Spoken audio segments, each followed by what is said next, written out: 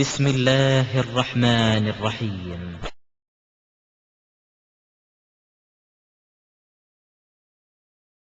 அஸ்ஸலாமு அலைக்கும் வரஹ்மத்துல்லாஹி வபரகாத்துஹு.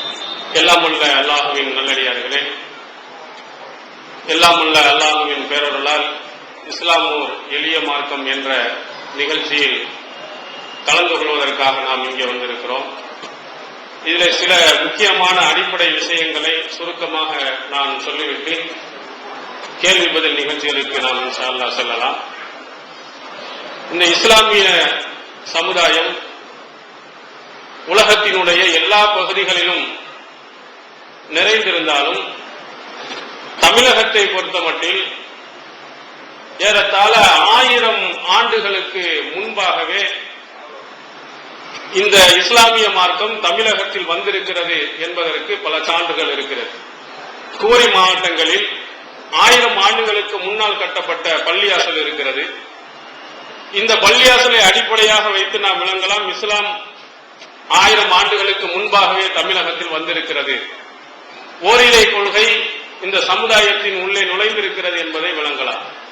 அப்ப 1000 ஆண்டுகளுக்கு முன்பதாகவே இந்த தமிழகத்தில் இஸ்லாமிய மார்க்கம் வந்தாலும் இஸ்லாத்தினுடைய அடிப்படைகளையும் இஸ்லாத்தினுடைய சட்டதிட்டங்களையும் அறிந்தவர்களில் தற்போது இஸ்லாத்திற்கு வந்தவர்களையும் காலங்காலமாக இஸ்லாத்திலே இருப்பவர்களையும் நாம் ஒப்பிட்டு பார்த்தால் மலைக்கும் மடுவுக்கும் உள்ள அளவுக்கு வித்தியாசத்தை, இந்த இஸ்லாத்தை பற்றி எந்த விதமான ஞானமும் இல்லாமல் பெயர் அளவில் அப்துல்லாவாக, ஆயிஷாவாக, பாத்திமாவாக மட்டுமே வாழ்ந்து வந்தவர்களை நிறைய நாம் பார்க்க முடிகிறது. இதற்கு சான்றாக சொல்வார்கள், ஒரு புதிதாக ஒருவர் இஸ்லாத்தை தழுவினார் என்றால் அங்க ஒருவர் இஸ்லாத்தை பற்றி கேட்பதற்காக பள்ளியாசலினுடைய முத்தவள்ளி தலைவரிடத்தில் போய் இஸ்லாம் என்றால் என்ன கொஞ்சம் சொல்லுங்களேன் என்றால், இதெல்லாம் நமக்கு தெரியாது, அகத்திட்ட போய் கேளுங்க அப்படின்னு சொல்லி அனுப்பிவிட்டுறாரு. யார் பள்ளிவாசலை நிர்வகிக்கக்கூடிய ஒரு தலைவருக்கு இஸ்லாத்தினுடைய அடிப்படை என்ன, ஒரு மாற்று மதத்தவரிடத்தில் இஸ்லாத்தை பற்றி எப்படி சொல்லிக் கொடுப்பது என்பது கூட தெரியாத அளவிற்கு நிறைந்திருப்பதை இன்று நிறைய இடங்களில் நாம் பார்க்கிறோம். அதே மாதிரி மூட நம்பிக்கைகள், இஸ்லாத்திற்கு எதிரான கொள்கைகள், இவையெல்லாம் இஸ்லாமியர்களுக்கு உள்ளுக்குள்ளேயே நிறைந்திருக்கிறது. அதிலையும் குறிப்பாக இஸ்லாம் எதை செய்யக்கூடாது என்று தடை செய்ததோ அந்த விஷயங்களை நன்மை என்ற பெயரால் செய்து வருபவர்கள் நிறைய பேர்கள் இருக்கிறார். உதாரணத்திற்கு எடுத்துக்காட்டு சொல்ல வேண்டுமானால் தர்கா வழிபாடை சொல்லலாம். இஸ்லாம் தர்காவை உடைக்க வேண்டும் என்று சொல்கிறது. அல்லாஹ்வின் தூதர் அவர்கள் தர்காவை உடைத்தார்கள், அவருடைய மருமகன் அலி ரலியல்லாஹு அன்ஹு அவர்கள் உடைத்தார்கள். இப்ப இஸ்லாம் தர்கா வழிபாடு இருக்கக்கூடாது, ஓரிரை கொள்கையை மட்டும்தான் இஸ்லாமியத்தில் இருக்க வேண்டும் என்று போதித்திருக்கும் நிலையில் முஸ்லிம்கள் என்ன செய்கிறார்கள், தர்காவுக்கு போனா அல்லாஹ்விடத்தில் நன்மை கிடைக்கும், நம்முடைய பாவங்கள் அழியும், நமக்கு உள்ள தேவைகள் நிறைவேறும் என்று எண்ணும் அளவிற்கு மோசமான ஒரு சூழ்நிலை இன்றைய காலகட்டத்தில் இருந்து வருகிறது. இதை போக்கும் விதமாகத்தான் இந்த ஏகத்துவ கொள்கையினுடைய எழுச்சியின் காரணத்தினால் நீங்கள் நினைப்பதெல்லாம் இஸ்லாம் அல்ல, இஸ்லாம் என்று சொன்னால் அதற்கு திருமறை குர்ஆனுடைய ஆதாரம் இருக்க வேண்டும், நபி ஸல்லல்லாஹு அலைஹி வஸல்லம் அவர்களுடைய வாழ்க்கையில் அதற்கு ஆதாரம் இருக்க வேண்டும், அவர்கள் சொல் செயல் அங்கீகாரங்கள் அதற்கு இருக்க வேண்டும், இருந்தால்தான் அது இஸ்லாமாக கருதப்படும். நம்முடைய முன்னோர்கள் செய்தது, மூதாதையர்கள் செய்தது, நம் நடைமுறையில் செய்வது இதெல்லாம் மார்க்கமா ஆகாது என்பதை நாம் இந்த சமுதாய மக்களுக்கு உணர்த்தி, நீங்கள் செய்யக்கூடிய ஒவ்வொன்றையும் இந்த இரண்டோடு உரசி பாருங்கள். நீங்கள் செய்யக்கூடிய காரியம் உண்மையிலேயே தூய தங்கத்தை போன்று இஸ்லாமிய மார்க்கமாக இது அங்கீகரிக்கப்பட்ட காரியமா என்பதை குர்ஆனோடு உரசி பாருங்கள், நபி வழியோடு உரசி பாருங்கள். இதனுடைய உண்மை தன்மை விளங்கிவிடும் என்று இந்த இஸ்லாமிய சமுதாயத்திற்கு உணர்த்தும் வண்ணமாக இதை போன்ற கேள்வி பதில் நிகழ்ச்சிகளை நாம் நடத்துகிறோம். அதில் திருமறை குர்ஆனும் இதை போன்று ஆதாரத்தோடு அதில் இருக்கக்கூடிய சான்றுகளோடு நீங்கள் விளங்கி பின்பற்ற வேண்டும் என்றும் இஸ்லாம் திருமறை குர்ஆன் நமக்கு சொல்கிறது. ஆனால் மாற்று மத சகோதரர்களிடத்திலே மாற்று கருத்துள்ளவர்களிடத்தை நீங்க கேட்டீங்கன்னா, அதற்கு இதற்கு குர்ஆனில் ஆதாரம் இருக்கா, சபே மேராஜ் என்று சொல்கிறீர்களே, சபே பராத் என்று சொல்கிறீர்களே, இதற்கு ஆதாரம் இருக்குதா, குர்ஆன்ல இருக்கிறா கோபப்படுவார். ஆதாரம் கேட்டாலே கோவப்படக்கூடிய ஒரு சூழ்நிலை இந்த சமுதாயத்தில் இருக்கிறது. அதனால கேட்கிறதே கிடையாது. இதே மாதிரி ஒரு அவைகள்ல என்ன செய்யறது, சபை மேராஜின்னு சொல்லிட்டு மேராஜினுடைய சிறப்புகள் என்று அவருக்கு மனதுக்கு வந்ததெல்லாம் சொல்லுவார். சபை மேராஜினுடைய சிறப்புகள் என்று அவர் பாட்டுக்கு வந்ததெல்லாம் சொல்லுவார். அப்ப அதையெல்லாம் கேட்டுட்டு இதெல்லாம் சுன்னத்து போல இருக்கு, இதெல்லாம் 3 யாசின் ஓத வேண்டி இருக்கிறது, கபர்ஸ்தானுக்கு போகணும், இதெல்லாம் ரசூல் ஸல்லல்லாஹு அலைஹி வஸல்லம் காட்டி தந்தது என்று அவர் பாட்டுக்கு சொன்னால் நீங்களும் என்ன செய்கிறீர்கள், நம்பிக்கொண்டு போய்விடுகிறீர்கள். இப்படி நம்பி போகக்கூடாது. இதற்கு நபி வழியில் ஆதாரம் இருக்கிறதா, குர்ஆனில் ஆதாரம் இருக்கிறதா கேட்கணும். குர்ஆனுடைய வசனங்களை நீங்கள் படித்து பார்த்தீர்களே ஆனால் அல்லாஹ் கூட பல இடங்களில் ஆதாரம் இருந்தா நீ கொண்டு வா, ஆதாரம் இருக்கிறதா என்று பார், இருந்தால் நீ உண்மையாளராக இருந்தால் அந்த ஆதாரத்தை கொண்டு வா, நான் பின்பற்றுகிறேன் என்றெல்லாம் நபிகள் பெருமானார் ஸல்லல்லாஹு அலைஹி வஸல்லம் அவர்களுக்கு அல்லாஹ் தஆலா சொல்கிறார். உதாரணமாக மல்லம் யதுமா அல்லாஹ், யார் அல்லாஹ் அல்லாதவர்களை அழைக்கிறார்களோ பலா புர்ஹான லஹு பிஹி, யார் அல்லாஹ் அல்லாதவர்களை அழைக்கிறார்களோ அவர்களுக்கு எவ்விதமான ஆதாரமும் கிடையாது குர்ஆன் சொல்கிறது. நீ அல்லாஹ்வை அழைக்கலாம், அவுலியாக்களை அழைக்கலாம் இப்படின்னு சொல்றியே, படைத்தவன் உனக்கு இதற்கு ஆதாரம் தந்திருக்கிறானா, ஹதீஸில் இதற்கு ஆதாரம் இருக்கிறான்னா லா புர்ஹான லஹு பிஹி, அவனுக்கு இந்த விஷயத்தில் எந்த ஆதாரமும் கிடையாது.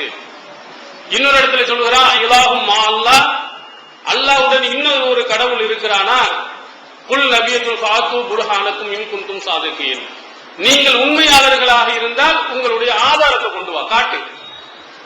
இன்னொரு கடவுள் இருக்கிறார், அல்லாஹ் அல்லாதவரை இன்னொருவரை நாம் அழைக்கலாம், அவங்களிடத்தில் கேட்கலாம் என்றால் அதற்கு என்ன ஆதாரம்?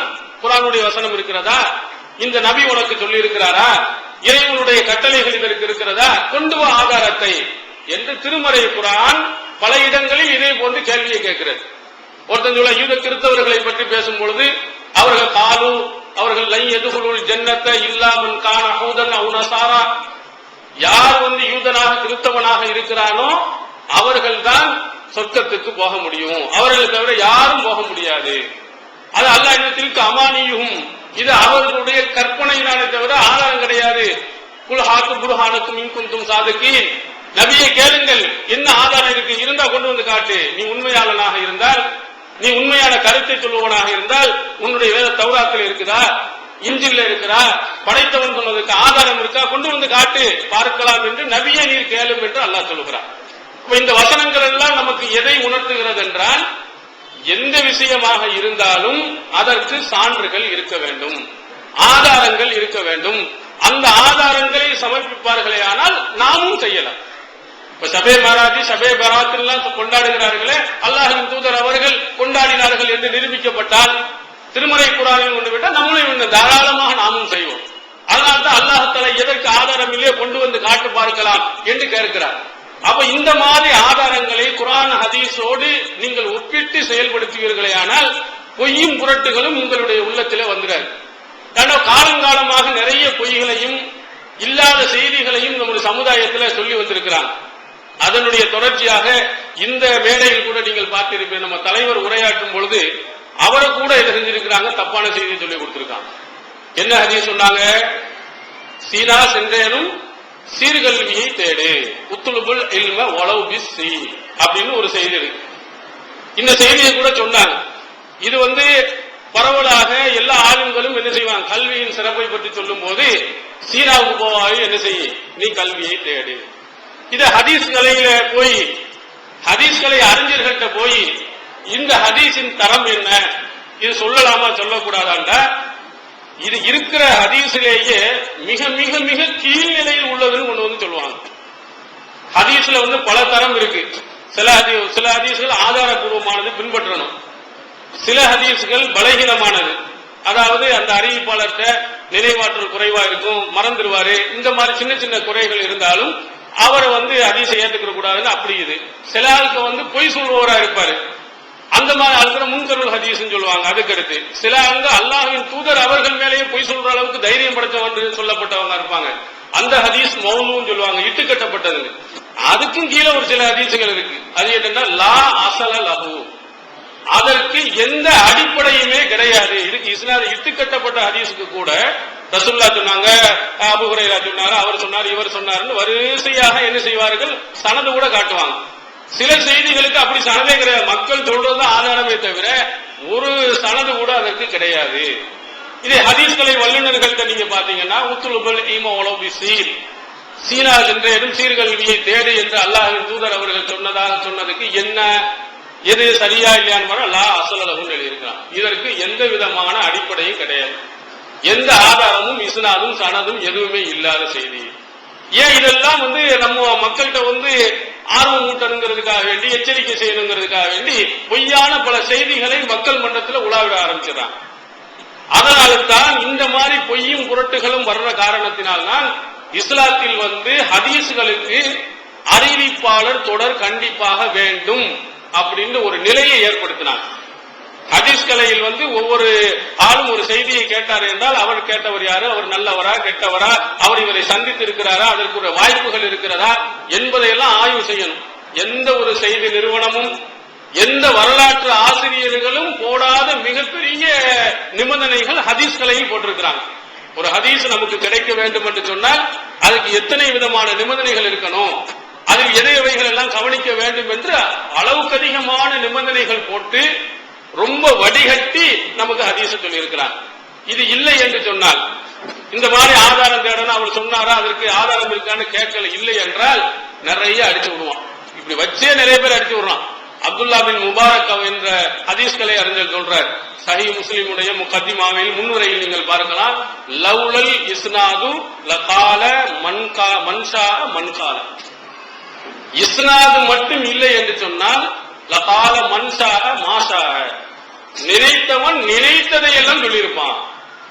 இந்த அறிவிப்பாளர் தொடரை மட்டும் பார்க்கணும், இருக்கா இல்லையா என்ற ஒரு விதி மட்டும் இல்லை என்றால் விரும்பியும் இஷ்டத்துக்கு அடிச்சிருவான். ரசூல் ஸல்லல்லாஹு அலைஹி வஸல்லம் சொன்னாங்க, நபி சொன்னதை நான் கேட்டேன் அடிச்சு நிறைய விட்டு அடிப்பதற்கு வாய்ப்பாயிரும். அதனால அல் இஸ்னாது மினத்தீன், இஸ்னாது அறிவிப்பாளர் வரிசை இருக்கு, இதுவும் மார்க்கத்தில் உள்ளது என்று அந்த ஹதீஸ்களை அறிஞர் சொல்றாங்க.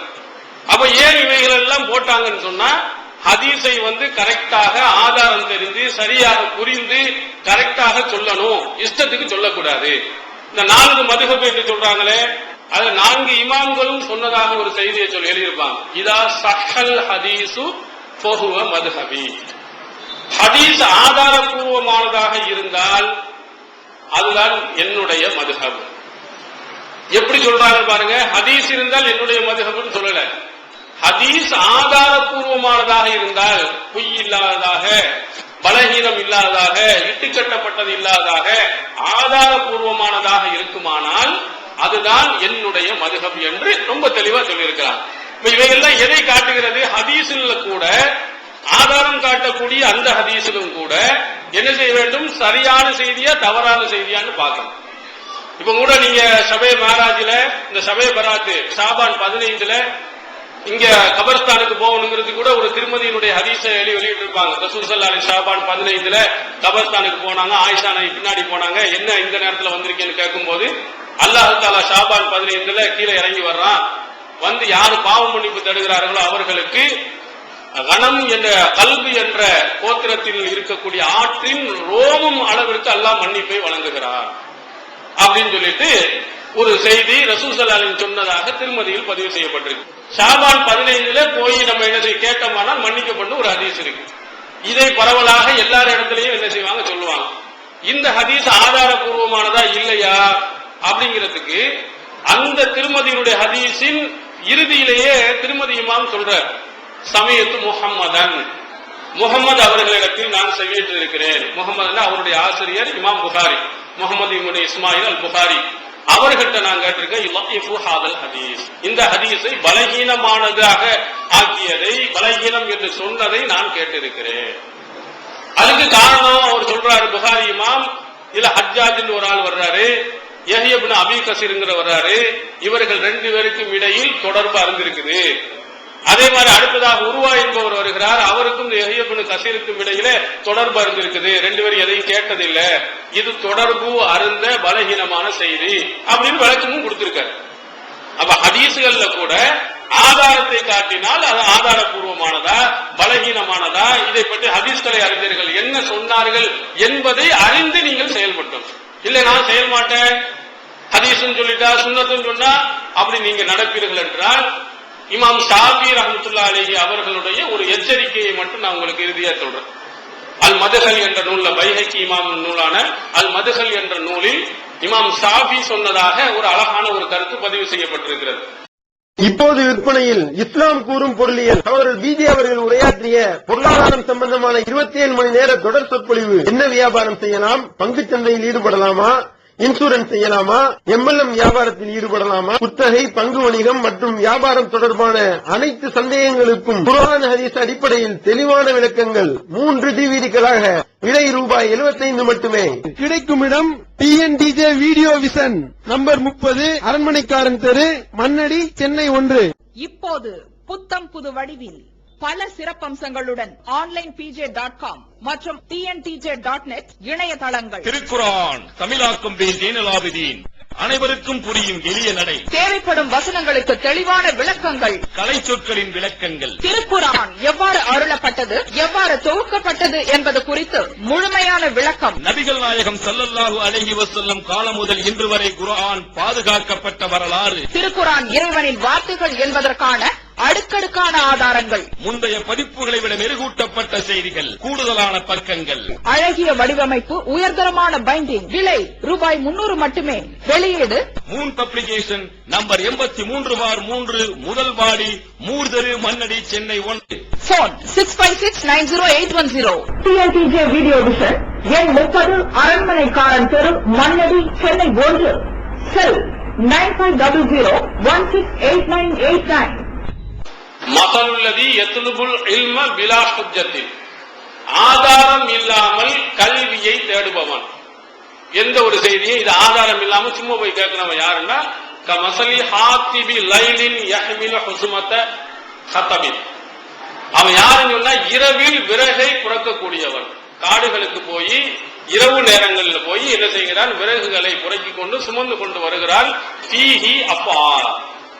ஆனா அவன் இரவுல போய் அந்த விறகை புறக்கியனால, எடுத்து வந்தனால அதில் கொடிய நச்சு பாம்பு உள்ளே இருக்கிறது. அப்படியே தெரியாத நம்ம தூக்கிட்டு வந்துட்டான் இரவு நேரனால. இது என்ன செய்கிறது, அவன் அறியாத நேரத்தில் கொத்து விடுகிறது. இதுதான் ஆதாரம் தெரியாமல் ஒரு கல்வியை தேடுபவன் பின்பற்றுபவனுக்கு உதாரணம் என்று இமாம் ஷாஃபி அவர்கள் அழகா சொன்னார். நீ ஆதாரம் தெரியாம தேடினா கடைசியில் எங்க கொண்டு போய் சேர்க்கும், நரகத்துல கொண்டு போய் சேர்க்கும். அந்த நச்சு பாம்பு, ஆதாரம் இல்லாத அந்த பித்அத்துகள் கொண்டு போய் உங்களை கொத்தி கடைசியில் நரகத்துல கொண்டு போய் சேர்த்து விடும். அல்லாஹ்வின் தூதர் அவர்கள் சொன்னாங்க, குல்லு பித்அத்தின் லலாலா வ குல்லு லலாலத்தின் பின்னார். நீங்க புதுசா ஆதாரம் இல்லாம நீங்க உருவாக்குற ஒன்னொன்னும் வழிகேடு, ஒவ்வொரு வழிகேடும் நரகத்தில் கொண்டு போய் சேர்ப்பாங்கன்னு சொன்னாங்களே. இந்த கருத்தை தான் இமாம் ஷாஃபி அவர்கள் என்ன செஞ்சிருக்கிறாங்க, சொல்லி இருக்கிறார்கள். எனவே நீங்கள் எந்த செய்தியை நீங்கள் செயல்படுத்தினாலும் அதற்கு ஆதாரம் இருக்கா, குர்ஆனில் இருக்கா, நபிமொழியில் இருக்கிறதா என்பதை நீங்கள் அறிந்து என்ன செய்ய வேண்டும், செயல்படுத்த வேண்டும். இப்பொழுது உங்களுடைய கேள்விகளுக்கு என்ன செய்யும் வரும். அஸ்ஸலாமு அலைக்கும் வரஹ்மத்துல்லாஹி வபரகாத்துஹு. உண்மை எது பொய் எது என்பதின் வேஷத்தை களைப்பது, முகமூடியை கிழிப்பதை தவிர ஏகத்துவ ஆலிம்கள் விஞ்ஞானத்தை பற்றியும் தொழிலை பற்றியும் கற்றதுண்டா, கற்பித்ததுண்டா? குர்ஆன் ஹதீஸை பின்பற்றக்கூடிய நீங்கள் குர்ஆன் ஹதீஸை மட்டும்தான் நீங்க படிக்கிறீங்க. ஆனா விஞ்ஞானத்தை பற்றி, கல்வியை பற்றி நீங்க படிச்சிருக்கீங்களா அல்லது படிச்சு கொடுத்திருக்கிறீங்களா அப்படின்னு என்ன செஞ்சிருக்கிறாங்க, கேள்வி கேட்டிருக்கிறாங்க. நம்முடைய கல்வி நிறுவனங்களில் நீங்கள் பார்த்தீர்களே ஆனால் விஞ்ஞானத்தின் அடிப்படை பல விஷயங்களை நாம் சொல்லிக் கொடுக்கத்தான் செய்யணும். குர்ஆன் ஹதீஸை பின்பற்றுவதற்கு முதல்ல அடிப்படையே அவருடைய தாய்மொழி சரியாக புரிந்திருக்க வேண்டும் என்பதற்காக அந்த மொழியை நம்ம சொல்லிக் கொடுக்கிறோம். உலகத்தில் மற்றவர்களிடத்திலே போய் பேசுவதற்கு, பழகுவதற்கு ஆங்கிலம் முக்கியத்துவம் வாய்ந்ததின் காரணத்தினால் ஆங்கிலத்தையும் நாம் சில கல்வி நிலையங்களில் சொல்லிக் கொடுக்கிறோம். கணிதத்தையும் நாம் சொல்லிக் கொடுக்கிறோம். அது இல்லாமல் கம்ப்யூட்டர் கணினி பயிற்சி, அதுல இருக்கக்கூடிய பயிற்சிகளும் நாம் சொல்லிக் கொடுக்கிறோம். இதற்கு நிதர்சனமான ஒரு சான்று வேண்டும் என்று சொன்னால் நம்ம onlinepj.com ஒன்று இருக்கு, tntj.net அப்படின்னு ஒன்று இருக்கு. இந்த ரெண்டையுமே ஒருவர் வடிவமைத்து அதுல எல்லா செய்திகளையும் உள்ளடக்கி போட்டுட்டு இருக்காரு. யாருன்னு சொன்னா அப்பாஸ் என்று சொல்ல, SM அப்பாஸ். அவரு கடையநல்லூரில் மதரசாவில் படித்தவர். அவருக்கு நாம என்ன செஞ்சிருக்கிறோம், இந்த கல்வியை கற்றுக் கொடுத்திருக்கிறோம். அவரு ஆசிரியரை விட சிறந்த அளவுக்கு நன்றாக விஞ்ஞானத்தை படித்து கம்ப்யூட்டர் கணினியை படித்து மிகப்பெரிய ஒரு அற்புதமான ஒரு வடிவமைத்து இந்த வலைதளங்கள்ல பல ஆள்களுக்கு வடிவமைத்தும் கொடுத்திருக்கிறாரு. புதிய புதிய சாப்ட்வேர்களையும் அவர் கொடுத்திருக்காரு. உதாரணத்துக்கு நீங்க எல்லாம் சில ஆளுக்கு வாங்கியிருப்பீங்க திருக்குரான் சாப்ட்வேர். அதுல வந்து தமிழ் அடிச்ச குரான் வசனங்கள் எங்க இருக்குது, ஹதீசுகள் எங்க இருக்குது என்று தேடுகின்ற எளிமையான சாப்ட்வேர் அவர் செஞ்சு கொடுத்திருக்காரு. அது இல்லாமல் ஒரு எனக்கு கூட தனிப்பட்ட முறையில செஞ்சு கொடுத்திருக்காரு. அதாவது கான்பரன்ஸ் கால், இந்த வெளிநாட்டுக்கு நீங்க எல்லாம் வெளிநாட்டுல டைரக்டா பேசணும்னு சொன்னா என்ன செய்யும், பணம் வந்து அதிகமா வருங்கிறனால இங்க இந்தியாவில லைன் வாங்கி பேசுவாங்க. இப்படி பேசுபவர்களுக்கு நிமிடத்துக்கு இவ்வளவு ஒன்று கணக்கு பண்ணி அந்த தொழிலை நான் செஞ்சிட்டு இருக்கும் போது எனக்கு தனியான சாப்ட்வேர், ஒவ்வொருத்தருக்கும் ஒரு நம்பர் போட்டு இந்த நம்பர்ல அவர் இந்த நம்பருக்கு பேசியிருக்காரு, இந்தியாவில் இவ்வளவு நம்பர் பேசியிருக்காரு, இந்த டயத்துல பேசியிருக்காரு, இத்தனை நிமிடம் பேசியிருக்காரு, அவருக்கு வந்து ஒரு நிமிடத்துக்கு இவ்வளவு அப்படின்னு நான் டைப் பண்ணி ஒவ்வொரு ஆளா டைப் பண்ணா 50-60 பேருக்கு மேல இருப்பாங்க. அத்தனை பேரும் டைப் பண்ணா தனித்தனியா பிரிச்சு அது கொண்டு வந்து தந்துடும். எப்படின்னா அப்துல்லான்னு ஒரு ஆள் இருக்காங்கன்னா அப்துல்லா வந்து இந்த மாசம் எவ்வளவு பேசியிருக்க, எத்தனை நிமிடம் பேசினார்னு காட்டும், எந்த ஊருக்கு பேசினார்னு காட்டும், அவருடைய போன் நம்பர் என்னன்னு, எத்தனை நிமிடங்கள் எல்லாத்தையும் காட்டி ஒரு செகண்ட்ல ஒரு பட்டன் தட்டினோம்னா அத்தனையும் வந்துடும். விசுவல் பேசிக்ல வந்து அது வடிவமைத்து தந்திருக்காரு. இதே மாதிரி இது எது வேண்டுமானாலும் செய்ய சொன்னாலும் செய்யும் அளவுக்கு திறமை படைத்ததா இருக்காரு. நம்மளும் முடிந்த அளவுக்கு குர்ஆன் ஹதீஸ் தான் உண்மையான அடிப்படை, அதை நாம் அதிக முக்கியத்துவம் கொடுத்து இதற்கும் ஓரளவுக்கு நாம முக்கியத்துவம் கொடுத்து சொல்லி இருக்கிறோம். அதுல திறமை பெற்றவர்கள் இன்னும் என்ன செஞ்சிருக்கிறாங்க, வந்து கொண்டுதான் இருக்கிறாங்க. வசதி வாய்ப்பு இருக்குமானால், நிறைய செல்வங்கள் நமக்கு கிடைக்குமானால் உலக கல்வியையும் மார்க்க கல்வியையும் இணைத்து கல்வி கூடங்கள் உருவாக்குவதற்கு நாம் தயாரா இருக்கோம். பொருளாதார நெருக்கடியின் காரணத்தினால் கம்மியா இருக்கு, பணம் இல்லாத காரணத்தினால் நம்ம செய்ய முடியல. அப்படி அல்லாஹ் தஆலா நமக்கு ஒரு வாய்ப்பை தருவானேயானால் ஒரு ஆலிமாக வரக்கூடிய ஒருவர் ஒரு 5 வருஷம் படித்தார், 7 வருஷம் படித்தார்னா அவர் வந்து மிகப்பெரிய ஒரு இன்ஜினியராகவும் ஒரு ஆலிமாகவும் சேர்ந்து வரக்கூடிய அளவு கல்வியையும் கொடுக்க நம்ம தயார் இருக்கோம். அதை நாம் சிந்தித்துக் கொண்டிருக்கோம். பெருநாள் தொழு வீட்டுல கடல்ல தொழ முடியாது, வீட்டுல தொழலாமா? பெருநாள் தொழுகை திடலில் தொழ முடியவில்லை என்று சொன்னால் அவர்கள் வீட்டுல வந்து தொழலாமா அப்படின்னு கேட்டிருக்காங்க. நபி ஸல்லல்லாஹு அலைஹி வஸல்லம் வாழ்க்கையில் இந்த திடல் தொழுகை மிக மிக வலியுறுத்தி சொல்லப்பட்ட மிக கண்டிப்பாக பேண வேண்டிய ஒரு முறை. ஆனா பரவலாக பல இடங்கள்ல வந்து எல்லா தொழுகையும் பள்ளியாசல்லையே தொலை வைக்கப்படுகிறது. சில ஊர்களில் பெண்கள் தனியாக தங்களுடைய வீடுகளிலையும் தொலை வச்சிருக்கிறார். இதற்கு நமக்கு முன்மாதிரி எங்கேயாவது இருக்குதான்னு சொன்னா இல்ல. ஐவேளை தொழுகைக்கு நபி ஸல்லல்லாஹு அலைஹி வஸல்லம் அவர்கள் நமக்கு அனுமதி பெண்களுக்கு கொடுத்திருக்கிறாங்க. நீங்கள் பள்ளியாசல்ல தொழுவதை விட வீட்டில் தொழுவது சிறந்தது. பள்ளியாசல்ல நீங்கள் வரலாம், தாராளமாக தொழலாம். ஐவேளை தொழுகையும் ரசூல் ஸல்லல்லாஹு அலைஹி காலத்துல பெண்கள் தொழுதிருக்கிறாங்க, ஜும்மா தொழுகையும் தொழுதிருக்கிறாங்க. அந்த தொழுகை ரசூலுல்லாஹி ஸல்லல்லாஹு அலைஹி வஸல்லம் ஓதிய அந்த துஆ, அந்த சூரத்துல் காஃப்ங்கிற அத்தியாயத்தை கூட மனனம் கூட செஞ்சிருக்கிறாங்க. கை குழந்தைகளோட வந்திருக்கிறாங்க. எல்லாத்தையும் அனுமதித்த ரசூல் ஸல்லல்லாஹு அலைஹி வஸல்லம் வீட்டில் தொழுவது சிறந்தது, வீட்டிலேயே நீங்க தொழுது கொள்ளலாம் அப்படின்னு சொன்னாங்க. ஆனால் பெருநாள் தொழுகையை பற்றி ரசூல் ஸல்லல்லாஹு அலைஹி வஸல்லம் அவர்கள் இந்த அனுமதி யாருக்கும் கொடுக்கல. எந்த அளவுக்கு சொன்னாங்கன்னா, பெருநாள் தொழுகையில எல்லா பெண்களும் தொழுகை யாருக்கு கடமை இல்லையோ, மாதவிடாய் ஏற்பட்டவர்களாக இருந்தால் அவர்களும் கூட இந்த திடலுக்கு என்ன செஞ்சிடணும், வந்துவிட வேண்டும். பள்ளியாசல் கூட ஏன் சில அறிஞர்கள் ஏன் அல்லாஹ்வின் தூதர் அவர்கள் வந்து பள்ளியாசலை தேர்ந்தெடுக்கல அப்படின்னு சொல்வது காரணமாக சொல்லும் போது கூட எல்லாரும் வரணும்னு சொன்னா பள்ளி இல்லாத திடல் தான் சிறந்தது, அதனால எல்லாத்தையும் அங்க கொண்டு வர்றாங்க. அப்ப அந்த அளவுக்கு பெண்களுக்கு தொழுகை கடமை இல்லாதவங்க கூட அங்க வந்துடணுங்கிறாங்க. அடுத்ததாக ஒரு பெண்மணி கேட்கிறாங்க, உம்மா அத்தியா என்று நினைக்கிற சஹீஹ் புகாரியில் இடம் இருக்குது. ஒரு பெண்மணிக்கு தலையில போடக்கூடிய துண்டு, அதாவது அவருக்கு துணி இல்லாமல் போய்விட்டால் என்ன செய்யறது? அதுக்கு ரசூல் ஸல்லல்லாஹு பக்கத்தில் இருக்கக்கூடிய தோழி கொடுக்கட்டும், அதை வாங்கி கொண்டு இங்க வந்துடணும். எங்க வரணும்? திடலுக்கு வந்தே ஆக வேண்டும் என்று நபி ஸல்லல்லாஹு அலைஹி வஸல்லம் அத்தனை பேர்களையும் ஒரு திடலில் வைத்துதான் தொலை வச்சு காட்டியிருக்கிறார். தனியாக பெண்களுக்கு வீட்டில் தொழ அனுமதியோ பள்ளியாசலில் தொழ அனுமதியோ கொடுக்கல. மழை மாதிரி காலங்கள் இருக்குமானால் ஏதாவது ஒரு பில்டிங்ல இருந்து கொள்ளலாம் அல்லது பள்ளியில தொழலாமே தவிர, அது தவிர ரசூல் ஸல்லல்லாஹு அலைஹி வஸல்லம் அவர்கள் திடலில் வந்து அத்தனை பேர்களும் கூட வேண்டும் என்றும் அதுல வந்து என்ன செய்யணும், பெண்களும் கலந்து கொள்ள வேண்டும் கட்டாயப்படுத்திருக்கனால வீட்டில் தொழக்கூடாது, திடல்ல தான் வந்து தொழணும். அஸ்ஸலாமு அலைக்கும். சுவர்க்கவாசிக்கு ஆண்களுக்கு அல்லாஹ் வந்து பரிசாக ஹூர்லிங் என்கிற பெண்களை தரதா சொல்றான். ஆண்டா பெண்களுக்கு துணைவிகள் இருக்குன்னு தான் சொல்றானே ஒன்று ஹூர்லிங் என்கிற பெண்கள் இல்லை, துணைவியர்கள் இல்லையா பெண்களுக்கு? குர்ஆன் ஹதீஸ்ல எங்களுக்கு அதாவது மறுமை நாளையில் ஆண்களுக்கு ஹூருல் ஈன்கள் என்ற பெண் கொடுக்கப்படுவதை போன்று நல்லறங்கள் செய்யக்கூடிய பெண்மணிகளுக்கு ஹூருல் ஆண்கள் அப்படிங்கிற மாதிரி ஏதாவது சொல்லப்பட்டிருக்குதா அப்படின்னு சொல்லிட்டு கேள்வி கேட்டிருக்காங்க. இது ரசூல் ஸல்லல்லாஹு அலைஹி வஸல்லம் திருமறை குர்ஆன்ல நேரடியாக ஆண்கள் பெண்களுக்கு அதே மாதிரி ஹூருல் ஈன்கள் மாதிரி ஆண்கள் கொடுக்கப்படும் என்று நேரடியாக சொல்லப்படல. பொதுவாக குர்ஆனுடைய வசனங்கள் நீங்கள் எதை எடுத்து பார்த்தாலும் எல்லாமே ஆண்பாலாகத்தான் 99% பயன்படுத்தப்பட்டிருக்கு. அகீமுஸ் ஸலாத், தொழுகையை நிலைநிறுத்துங்கள்டா அந்த அகீமு என்ற அந்த வாசகத்தினுடைய பொருளை நீங்க பாத்தீங்கன்னா ஆண்பால் தான், ஆண்களே நீங்கள் தொழுவுங்கள் அப்படின்னு அர்த்தம். ஆனா பரவலாக எல்லாவற்றையுமே ஆண்பாலாக பயன்படுத்துவ காரணத்தினால் அல்லாஹ் தஆலா என்ன செய்யறான், ஆண்களுக்கு ஹூருல் ஈன்கள் என்ற பெண் இருக்குன்னு சொல்றான். உங்களுக்கு எப்படி இந்த சந்தேகம் வந்ததோ அதே மாதிரி ரசூல் ஸல்லல்லாஹு அலைஹி வஸல்லம் உடைய காலத்தில் உம்மு சலமா ரலியல்லாஹு அன்ஹா அவர்களுக்கும் சந்தேகம் வந்தது. என்னது எல்லாத்துக்கும் இது கிடைக்குது, என்ன ஆண்களுக்கு ஆண்களுக்கு ஆண்களுக்கு என்றே சொல்லப்படுகிறது, ஏன் பெண்களுக்கு எதுவுமே கிடையாதா அப்படின்னு சொல்லிட்டு நீங்க எப்படி பொறாமப்படுறீங்களோ அதே மாதிரி, எப்படி ஆசைப்படுறீங்களோ அதே மாதிரி ஆண்களும் என்ன செய்ய, அங்குள்ள பெண்மணிகள் உம்மு சலமாவுக்கும் என்ன அவங்களுக்கு மட்டும் ஆண்களுக்கு மட்டும் அவ்வளவு எங்களுக்கு கிடையாதா அப்படின்னு சொல்லிட்டு கேட்கும் பொழுது அல்லாஹ் குர்ஆன் இன்னல் முஸ்லிமீன வல் முஸ்லிமாத் வல் மூமினூன வல் மூமினாத், முஸ்லிமான ஆண்கள் முஸ்லிமான பெண்கள், மூமினான ஆண்கள் மூமினான பெண்கள், தொழக்கூடிய ஆண்கள் தொழக்கூடிய பெண்கள், நோன்பு வைக்கக்கூடிய ஆண்கள் நோன்பு வைக்கக்கூடிய, அப்படி ரெண்டையும் சேர்த்து இவர்கள் அனைவர்களுக்கும் அல்லாஹ் மகத்தான கூலியை வைத்திருக்கிறான் என்ற குர்ஆனுடைய வசனத்தை அல்லாஹ் இறக்கிட்டான். என்ன இப்படி ஒரு சந்தேகம் வரும் பொழுது ஆண்களுக்கு மட்டும்தான் என்று பேசப்படும் பொழுது நல்லறங்கள் செய்யக்கூடிய ஆணாக இருந்தாலும் சரி பெண்ணாக இருந்தாலும் அவர்கள் அத்தனை பேர்களுக்கும் நல்ல கூலி இருக்கிறது.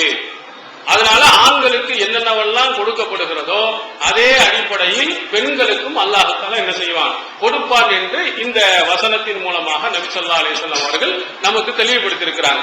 அதனால அவங்களுக்கும் இதே மாதிரி பெண்களாக நல்லறங்கள் செய்வார்களே ஆனால் பொருள் ஈன்களை போன்று அவர்களுக்கும் நல்ல கணவன்களை நல்ல சிறப்பானவர்களை கண்டிப்பா என்ன செய்வான், அல்லாஹ் கொடுப்பான். பள்ளிவாசல்ல பாங்கு சொல்லிட்டு இருக்காங்க.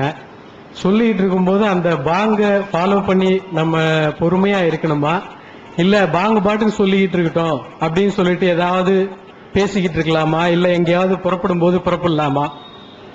பாங்கு சொல்லும் பொழுது பாங்குக்கு பதில் சொல்லாமல் வேறு வேலைகளை செய்து கொண்டு அதை கவனிக்காமல் நாம போகலாமா அப்படின்னு கேட்டிருக்காங்க.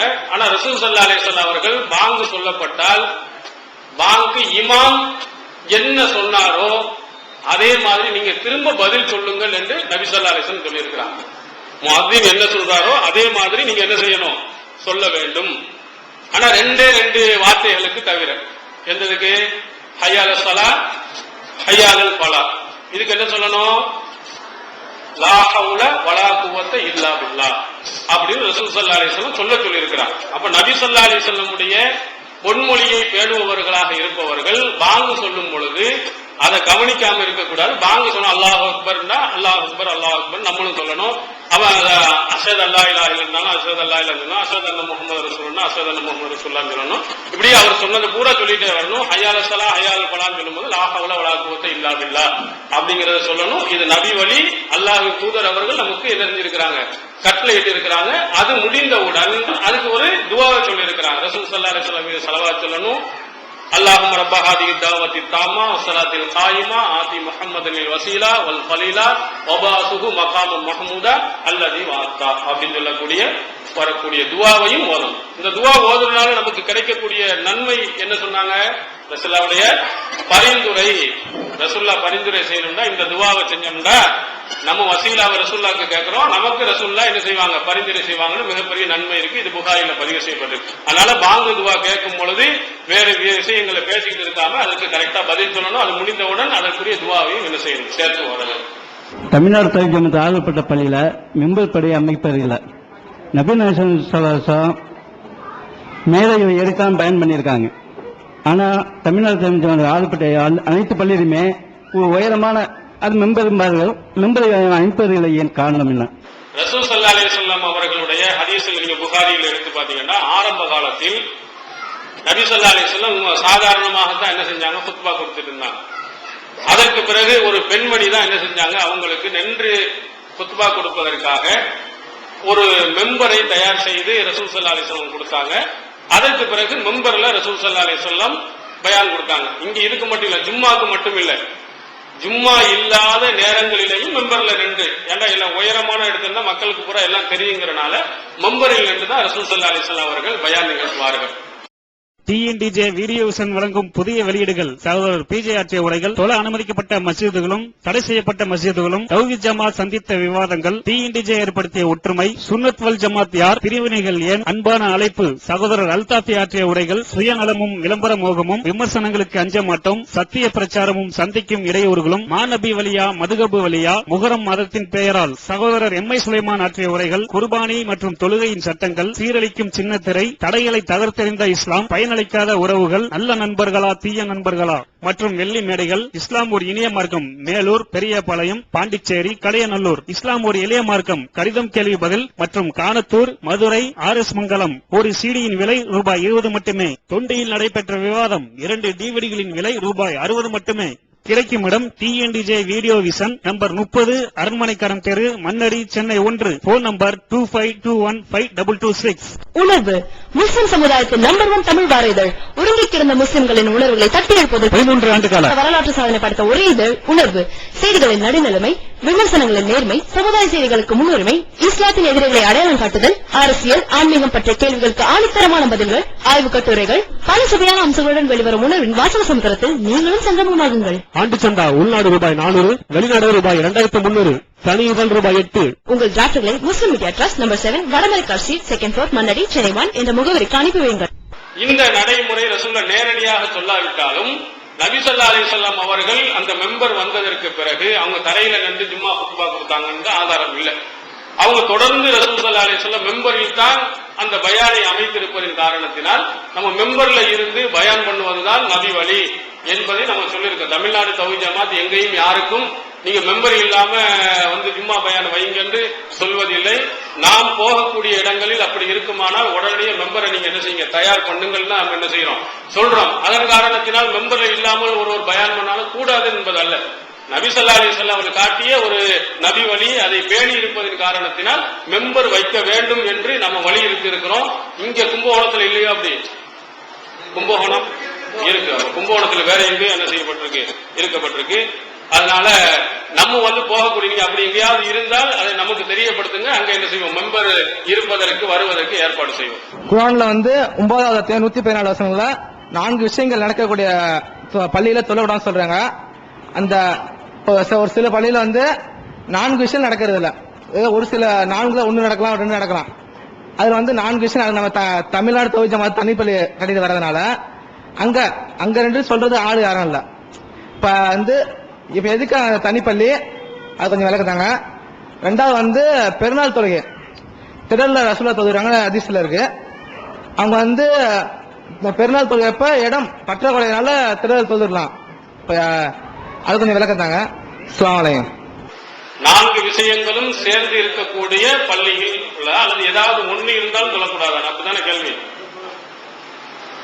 அல்லாஹ் குர்ஆன்ல வந்து சூரத்து தௌபாவுல சொல்லி காட்டுறான், யார் வந்து மூமின்களுக்கு மத்தியில பிரிவினை ஏற்படுத்தி அப்புறம் வந்து குஃப்ரை வந்து பரப்புவதற்கு குர்ஆன் ஹதீஸை எதிராக யாரு பிரகடனம் பண்றாங்களோ அவங்களுக்கு வந்து அடைக்கலம் கொடுப்பதாக, மூமின்களுக்கு மத்தியில் பிரிவினை ஏற்படுத்தக்கூடியதாக ஒரு பள்ளி இருந்தால் ஆத்தக்கும் ஃபீஹி அபதா, அதுல என்ன செய்யாது, ஒருபோதும் நின்று நீர் தொழ வேண்டாம் என்று அல்லாஹ் தஆலா குர்ஆன் சூரத்து தௌபாவுல சொல்லி காட்டுறான்.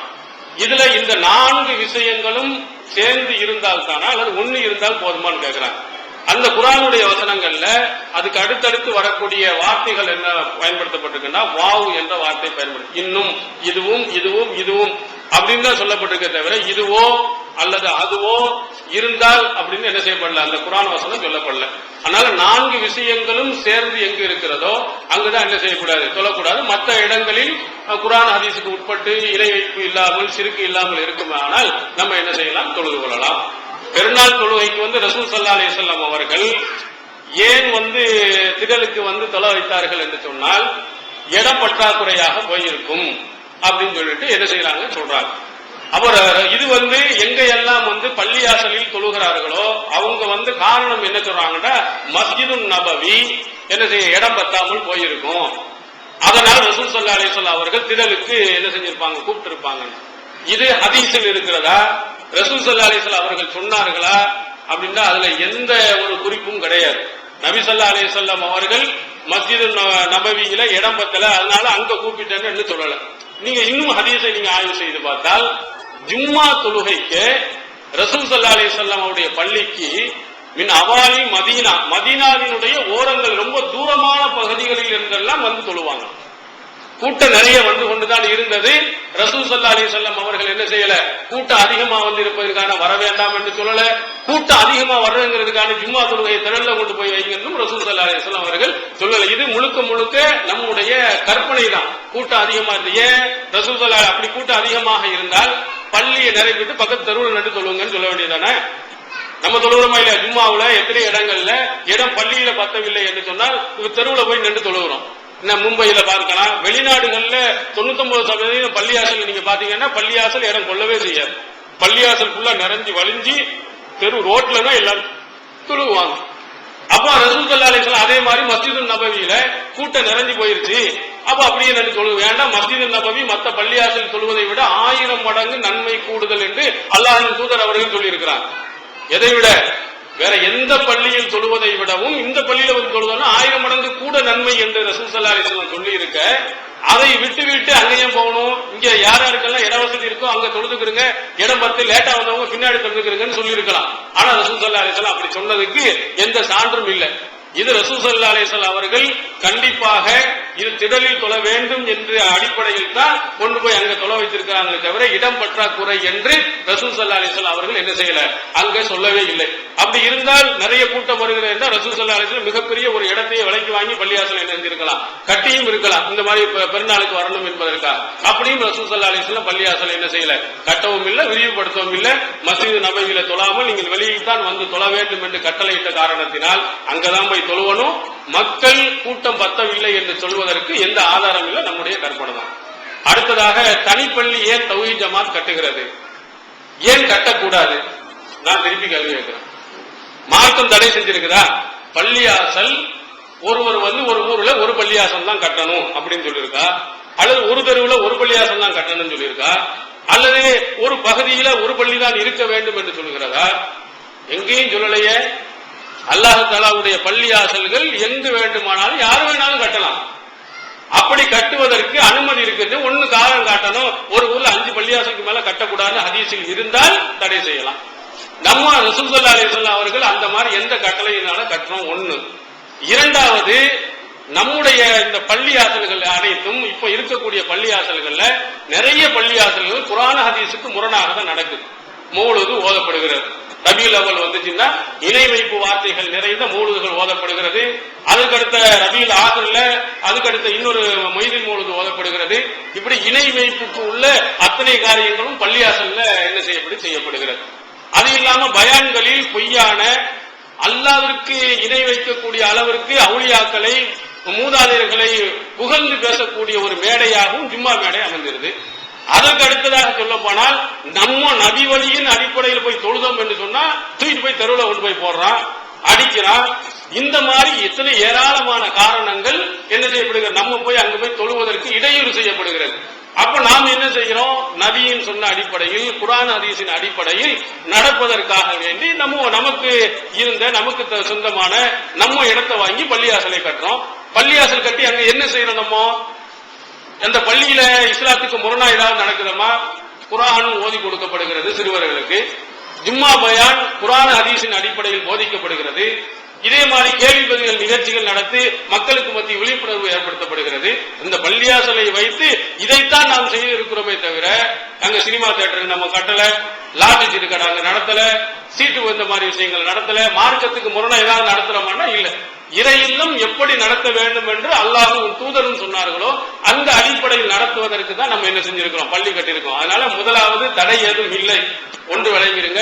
இரண்டாவது, அந்த மாதிரி பள்ளியில மற்ற பள்ளிகளில் நாம் தொழுவதற்கு தடையும் விதிக்கிறாங்க. போய் பயான்கள்ல குர்ஆன் ஹதீஸுக்கு மாற்றமாக கேட்க முடிகிறது. மக்களை திருத்துவதற்குரிய ஒரு நல்ல இடம் கிடைக்காத காரணத்தினாலும் இது போன்ற காரணம் நம்ம தனியான பள்ளி கட்டணும். நம்ம இஸ்லாமிய சகோதரர்கள் சில பேர் கடையில் பெண்களை வேலைக்கு வச்சிருக்கிறாங்க. அது மாதிரி பெண்களை வேலைக்கு வச்சுக்க இஸ்லாம் அனுமதிக்கிறா? அது மாதிரி அனுமதிச்சா அந்த பெண்கள்கிட்ட இவங்க எப்படி நடந்துக்கிறது? ஏன்னா உதாரணம் என்ன பண்ணா, கடை முதல்ல என்ன பண்ண மாட்டா, இந்த கடை சாத்தினர்லாம் வருவாங்க, வந்தா ஒரு 1/2 மணி நேரம் கூட வேலை வாங்கலான்னு.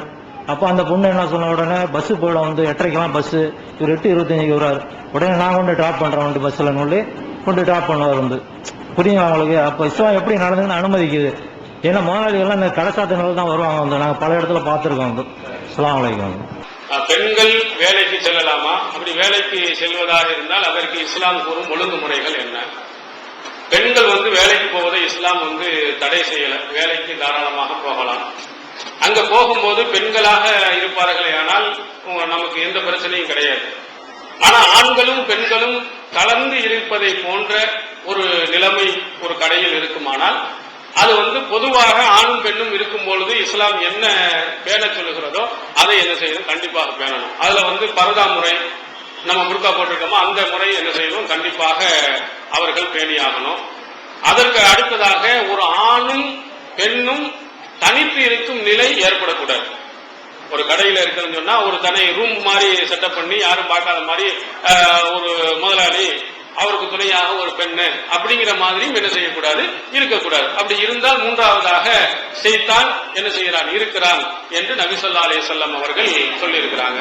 அதே மாதிரி ஒரு வாகனத்துல கூட்டிட்டு போற மாதிரி ஒரு சில சூழ்நிலைகள் வருது என்று சொன்னால் என்ன செய்யக்கூடாது, ஒரு ஆணும் பெண்ணும் என்ன செய்யக்கூடாது, சேரக்கூடாது, தொடக்கூடாது. எந்த அளவுக்குன்னா அல்லாஹ்வின் தூதர் அவர்கள் இஸ்லாத்தினுடைய உறுதிமொழி பெண்களிடத்தில் எடுத்தால் கூட அல்லாஹ்வின் தூதர் அவர்கள் எந்த அந்நிய பெண்ணினுடைய கையையும் அவர்கள் தொட்டதில்லை. அவர்கள் தன்னுடைய வாய் மொழியின் மூலமாகத்தான் என்ன செஞ்சாங்க, பையத் வாங்கியிருக்கிறார்கள் என்ற செய்தி ஆயிஷா அறிவிக்கக்கூடிய செய்தி புகாரியில் பதிவு செய்யப்பட்டிருக்கு. அப்ப தொடுதல் இந்த இஸ்லாத்தின் உடன்படிக்கை எடுக்கிறது கூட தொடக்கூடாதுங்கும் பொழுது 2 பேரும் உரசுறது, இந்த மாதிரி உட்கார்ந்து வருவதுங்கிறது மார்க்கத்தில் ஒரு அந்நிய ஆணோடு சேர்ந்து போவது மார்க்கத்தில் என்ன கிடையாது, அனுமதி கிடையாது. இந்த மாதிரி ஒழுங்குமுறைகள் கடையில் இருக்கும் பொழுது 2 பேரும் தனித்து இல்லாத முறைகள், பருதா முறைகள் அதுல பேணப்பட்டு தனித்து இருக்காத முறைகள் இருக்குமானால் போகலாம். அப்படி இல்லை என்று சொன்னால் தனித்தா இருக்கிற மாதிரி ஒரு சூழ்நிலை வரும் என்று சொன்னால் அந்த மாதிரி தொழிலுக்கு என்ன செய்யக்கூடாது, பெண்களும் போகக்கூடாது, ஆண்களும் அந்த மாதிரி பெண்களை என்ன செய்யக்கூடாது, வேலைகளுக்கு வைத்துக் கொள்ளும். எல்லாரும் நான் முஸ்லீமா இருந்தாலும் சரி, முஸ்லீமா இருந்தாலும் பருதா முறை அவங்களும் தான் வேணும். அவங்களுக்கு கட்டாயம் இல்லாட்டால் நம்ம கண் பார்வை பாதுகாக்கணும்னு சொன்னா நம்ம போனோம். நம்ம சில பள்ளிக்கூடங்களில் என்ன செய்யணும், மாற்று மதத்தவர்கள் என்ன செய்யறாங்க, படிச்சு கொடுக்க வர்றாங்க. அவங்களுக்கு என்ன செய்யறா, ஒரு கோட்டை கொடுத்துரும், வந்தவன ஒரு கோட்டை போட்டு மூடிட்டு தான் வரணும். டெஸ்ட் பேபி மூலமாக குழந்தை பெற்றுகிறது இஸ்லாத்தில் கூடுமா? இன்னொன்னு, செவத்தில் தயமம் அடிக்கலாமா? முதல் கேள்வி, டெஸ்ட் பேபி, அதாவது டெஸ்ட் பேபி மூலமாக குழந்தை பெறுவது மார்க்கத்தில் அனுமதிக்கப்பட்டிருக்கிறதா? இது பரவலாக நம்ம சொல்லப்பட்ட பதில் தான். குர்ஆன்ல என்ன சொல்ற, நிசாவுக்கும் ஹர்சுன் லக்கும், உங்களுடைய மனைவிகள் உங்களுடைய விளைநிலம் அப்படின்னு இஸ்லாம் சொல்லுகிறது. அதனால கணவன் அவருடைய விந்தை எடுத்து அதை ஒரு குறிப்பிட்ட காலம் அளவு அவருடைய கணவனுடைய விந்தையும் பெண்ணுடைய சிறைமுட்டையும் எடுத்து குறிப்பிட்ட காலம் அளவரை வளர்த்து அதற்கு பிறகு அதே பெண்ணுடைய வயிற்றிலே வைத்து குழந்தையை வளர்த்து அதுக்கு பெற்றெடுத்தார்கள் என்று சொன்னால் இது மார்க்கப்படி குற்றம் ஒன்றும் இல்லை, இஸ்லாம் தடை செய்த முறை இல்லை. 2மே கணவனுடைய விந்தும் வருகிறது, அவருடைய பெண்ணுடைய சிறை முட்டையும் வருகிறது. இப்படி செய்வதிலே மார்க்கம் தடை இல்லை. ஆனா சிலர்கள் என்ன செய்கிறார்கள், யாருக்கோ ஒரு ஆளுக்கு குறைபாடு இருந்தால் என்னது, இன்னொருடைய ஆணினுடைய விந்தை எடுத்து இந்த பெண்ணுடைய சினை முட்டையோடு சேர்த்து என்ன செய்கிறாங்க, குழந்தையை வளர்த்து குழந்தையை பெற்றுக்கிறாங்க. இது மார்க்கத்தில் அனுமதி கிடையாது. இது மாற்று இன்னொரு ஆண், ஒரு அந்நிய ஆணினுடைய விந்தணுவாக இருப்பதன் காரணத்தினால் என்ன செய்யக்கூடாது, இது கூட. இது இல்லாமல் தன்னுடைய மனைவிடத்தில் இருந்தே தன்னுடைய கணவனிடையே எடுத்து அது வளர்க்கப்பட்டு இங்க உள்ள அந்த கற்பப்பை பலகீனமாக இருக்கிறது, வெளியில வளர்த்து தான் உள்ள கொண்டு போய் வைக்கணும்னு சொன்னா அந்த மாதிரி செய்வதற்கு குர்ஆன் ஹதீஸ்ல எந்த தடையும் கிடையாது. அடுத்ததாக அடுத்த கேள்வி, ஆள்காட்டி விரலில் ஷஹாதா கலிமா விரலில் பெண்கள் மோதிரம் அணியலாமா அப்படின்னு முன்கூட்டி நம்ம முன்னாடி என்ன சொல்லியிருந்தோம் சொன்னா அலி ரலியல்லாஹு அவர்கள் அறிவிக்கக்கூடிய செய்தி சஹீஹ் முஸ்லிமில் இடம் இருக்கிறது. இந்த ஆட்காட்டி விரலும் நடுவிரலும் இந்த ரெண்டு விரலையும் மோதிரம் அணிவதை ரசூல் ஸல்லல்லாஹு அலைஹி வஸல்லம் தடை செய்திருக்கிறாங்க. இதுல நம்ம சகோதரர் பிஜே அவர்கள் ஒரு கருத்து சொல்லியிருக்காங்க. இன்னும் நாம் பார்த்தோம் இல்லை அந்த கருத்தை. அதனால பார்த்த பிறகு அதுக்கு தெளிவான விடையை நம்ம சொல்லுவோம். அவருடைய கருத்து என்னென்றால் இந்த செய்தி தடையினுடைய செய்திகள் எல்லாம் வருவது ஆண்கள் தொடர்பாக பேசப்பட்டு வருகிறது. அந்த தடையில வரும்பொழுது எல்லா விஷயங்களும் என்னென்னா ஆண்களுக்கு அது வருவதின் காரணத்தினால் ஆண்கள் தான் ஆட்காட்டி விரலையும் நடுவிரலையும் என்ன செய்யக்கூடாது போடக்கூடாது என்று சொல்ல வேண்டும் ஒரு கருத்தை சொல்லியிருக்க. ஆனா நாம அந்த ஹதீஸை என்ன செய்யல இதுவரை நாம் பார்க்கலாம். நம்ம பார்த்துட்டோம்னா என்ன செய்வோம்? ஏன்னா பிஜே சொன்னா அது மார்க்கம் சொல்ல முடியாதுல்ல. நம்மளும் கொஞ்சம் என்ன செய்யணும், நம்ம எப்ப பாக்குறோமோ அப்ப சொல்லுவோம். நீங்க எப்ப என்ன இப்ப உடனே பார்த்து சொல்லணும்னா எல்லாத்தையும் முடிச்சுட்டு கம்ப்யூட்டர் எல்லாத்தையும் எடுத்து ஒரு ஆய்வு செஞ்சுட்டு 1 மணி நேரம் கழிச்சு சொல்லுவோம். எப்போ அடுத்த தடவை வரும்பொழுது என்ன செய்வோம், நம்ம நேரம் கிடைக்கும் பொழுது என்ன செய்வோம் பார்த்து சொல்லுவோம். அந்த மாதிரி ஒரு கருத்தை சொல்லி இருக்கிறாங்க. ஆட்காட்டி விரலையும் நடுவிரலையும் சொல்வது ஆண்களைத்தான் குறிக்கும். அது ஆண்களை குறிக்கிற மாதிரி தான் அந்த வாசகம் இருக்குதுன்னு சொல்லி இருக்கிறாங்க. நம்ம பார்த்தவுடன் அடுத்து என்ன செய்வோம் சொல்லுவோம். அதற்கு அடுத்து இன்னொரு கேள்வி, சுவத்தில் தயமும் செய்யலாமாண்டா ரசூல் ஸல்லல்லாஹு அலைஹி வஸல்லம் அவர்கள் சுவத்தில் என்ன செஞ்சிருக்கிறாங்க, தயமும் செய்திருக்காங்கிறதுக்கு புகாரியில் ஹதீஸ் பதிவு செய்யப்பட்டிருக்கிறது. அதாவது ரசூல் ஸல்லல்லாஹு அலைஹி வஸல்லம் காலத்தில் இருந்த நீங்கள் சுவற்றை பார்த்தீங்கன்னா மண்ணால் ஆன சுவர்களாக இருக்குமானால் அந்த மாதிரி சுவரை, ஏன்னா குர்ஆன் வசனம் என்ன சொல்லுவோம், தயம்மமு சாயிதன் தையிபன், தூய்மையான மண்ணில் நீங்கள் என்ன செய்யுங்க தயம்மம் செய்யுங்கன்னு இருக்கு. அந்த மண்ணின் மூலமாக உருவாக்கப்பட்ட சுவராக இருக்குமானால், அதாவது அந்த காலத்துல எல்லாம் அந்த வெறும் மண்ணாலான சுவர்கள் இருக்கும், அந்த மாதிரி செய்யலாம். இந்த மாதிரி இந்த சிமெண்ட் இந்த மாதிரி இருந்துச்சுன்னு சொன்னா அது மண்ணுடைய வகையில வேறு வகையாக இருப்பதன் காரணத்தினால் இதை தவிர்த்துக்கிட்டு வெறும் மண்ணாலான சுவராக இருக்குமானால் அதுல என்ன செய்யலாம், நாம் தயமும் செய்து கொள்ளலாம். தமிழ்நாடு தௌஹீத் ஜமாஅத்தின் ஆதரவற்றோர் இல்லம் இறைவனுக்கு செய்ய வேண்டிய கடமைகளுக்கு அடுத்தபடியாக பெற்றோரை பேணுவது பற்றி இஸ்லாம் அதிகமாக வலியுறுத்துகிறது. பெற்றோரை பேணாதவர்கள் மறுமையில் வெற்றி பெற முடியாது என்று இஸ்லாம் அறிவுறுத்துகிறது. ஆயினும் இஸ்லாத்தின் இந்த கட்டளையை சில முஸ்லிம்கள் அலட்சியம் செய்து பெற்றோரை வீட்டை விட்டு விரட்டுகின்றனர். பெற்றோரை பிச்சைக்காரர்களாக மாற்றுகின்றனர். இந்த அவல நிலைக்கு பரிகாரம் காணும் வகையில் முதியோர் ஆதரவு இல்லத்தை தமிழ்நாடு தௌஹீத் ஜமாஅத் நடத்துகிறது. தாயன்புடன் உணவு, உடை, மருத்துவம் உள்ளிட்ட 24 மணி நேரமும் செவிலியருடன் கூடிய பராமரிப்பு மற்றும் தனி ஆம்புலன்ஸ் வசதி இவை அனைத்தும் முற்றிலும் இலவசமாக செய்து தரப்படுகிறது. அனாதைகளை அரவணைப்பவரும் நானும் சொர்க்கத்தில் இணைந்திருப்போம் என்ற நபிகள் நாயகம் ஸல்லல்லாஹு அலைஹி வஸல்லம் அவர்களின் அமுத மொழியை ஏற்று அனாதைகளை அரவணைக்கும் இல்லமும் தமிழ்நாடு தௌஹீத் ஜமாஅத் நடத்தி வருகிறது. இப்பணியை தொடர்ந்து செய்திட உங்கள் நன்கொடைகளையும் ஜகாத்தையும் தாராளமாக வாரி வழங்குமாறு கேட்டுக்கொள்கிறோம். உங்களது நன்கொடைகளை டிடியாகவோ செக்காகவோ மணி ஆர்டராகவோ அனுப்பலாம். டிடி அனுப்புபவர்கள் தமிழ்நாடு தௌஹீத் ஜமாஅத் வங்கி கணக்கு எண் 7882748227 இந்தியன் வங்கி மண்ணடி கிளை என்ற பெயரில் எடுத்து அனுப்ப வேண்டிய முகவரி தமிழ்நாடு தௌஹீத் ஜமாஅத் மாநில தலைமையகம் 30 அரண்மனைக்காரன் தெரு மண்ணடி சென்னை 1. போன் 044252152226. Allah